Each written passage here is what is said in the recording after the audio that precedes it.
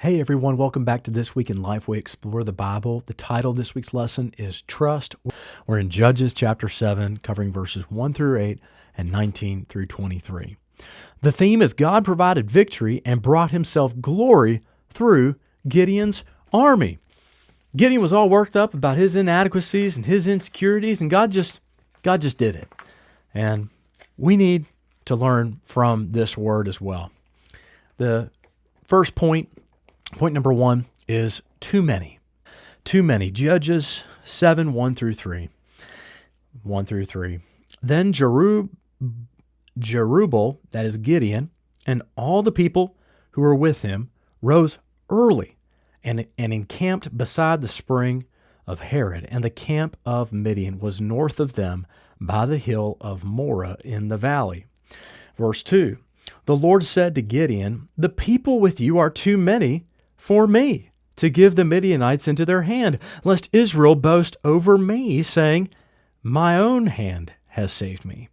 Now therefore proclaim in the ears of all the people, saying, whoever is fearful and trembling, let him return home and hurry away from Mount Gilead." Then 22,000 of the people returned, and 10,000 remained. It's not that it was too many obstacles against Gideon. They were their own obstacle. And God's glory was at jeopardy.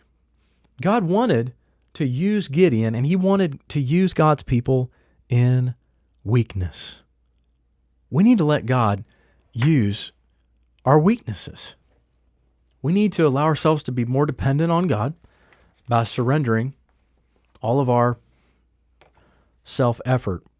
The lesson says, as Gideon and his army prepared to attack the Midianites, the Lord told him he had too many troops. God didn't want the Israelites to think they could save themselves by their own might. It's true in battle. It's true in the Christian life, but it's true in salvation too. We cannot save ourselves. We need a sufficient Savior. We need a holy, perfect sacrifice made in our place to defeat our sin, to beat our sin, and to rise from the dead on the third day, and that is what Jesus has done. It says, when Gideon told the troops that whoever was afraid could leave, 22,000 men went home, and only 10,000 remained. So God started whittling it down. Point number 2 is still too many. They still had too many. There was still a tendency in them, in their own flesh, to trust. Verses 4 through 8. Look at verses 4 through 8. And the Lord said to Gideon, the people are still too many. Take them down to the water, and I will test them for you there.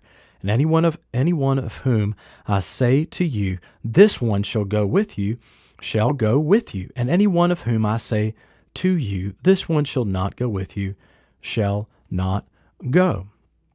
Verse 5. So he brought the people down to the water, and the Lord said to Gideon, everyone who laps the water with his tongue, as a dog laps, you shall set by himself. Likewise, everyone who kneels down to drink. And the number of those, verse 6, who lapped, putting their hands to their mouths, was 300 men. But all the rest of the people knelt down to drink water. So the 300 were more vigilant. They sat up and they lapped the water using their hands. Everybody else was bending down, and they were not as vigilant, and they were going to be removed. And the people, verse 7, and the Lord said to Gideon, with the 300 men who lapped, I will save you, and give the Midianites into your hand, and let all the others go every man to his home. So the people took provisions in their hands and their trumpets, and he sent all the rest of Israel, every man to his tent, but retained the 300 men. And the camp of Midian was below him in the valley. So he finally had it whittled down to a small enough number to receive glory. Point number 3, just right. Just right, verses 19 through 23. So Gideon and the 100 men who were with him came to the outskirts of the camp at the beginning of the middle watch, when they had just set the watch. And they blew the trumpets and smashed the jars that were in their hands. Then the 3 companies blew the trumpets and broke the jars. They held in their left hands the torches, and in their right hands the trumpets to blow. And they cried out, a sword for the Lord and for Gideon. Verse 21, every man stood in his place around the camp, and all the army ran. They cried out and fled.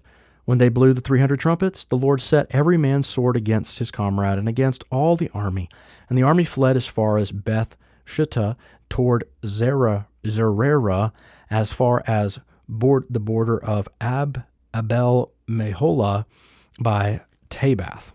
Verse 23, And the men of Israel were called out from Naphtali and from Asher and from all Manasseh, and they pursued after Midian. God received the glory. They pursued them, they defeated them, and they won. The text says in the quick source here, Gideon's army defeated the Midianites with only ram's horns, jars, torches, and shouting.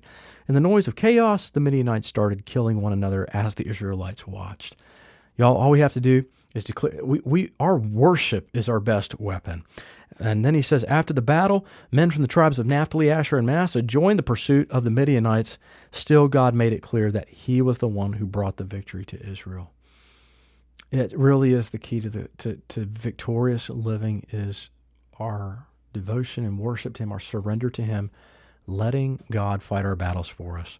The theme is God provided victory and brought himself glory through Gideon's army. So what can we take away from this lesson? What can we actually take into this week?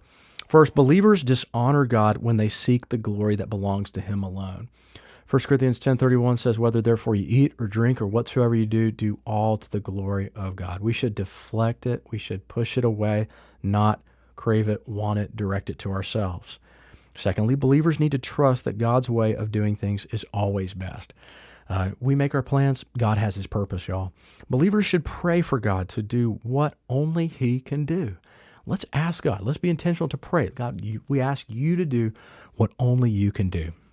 The key doctrine is God the Father, and the text says God as Father reigns with providential care over his universe, his creatures, and the flow of the stream of human history according to the purposes of his grace. Nothing can stop the redemptive plan of God to save sinners, to raise up worshipers throughout the nations, and to fulfill his plan of dispensing his grace to all who will call on him as Lord and Savior. Have you made that decision? If you haven't, I want to encourage you, do that today. God bless you as you study this word. And if you're a teacher reviewing this lesson in preparation for teaching it, for your small group, life group, connect group, I want to encourage you, let's depend on God's grace. Let's trust God to give the victory. Let's keep planting, let's keep watering, and letting God bring the increase. God bless you. Take care.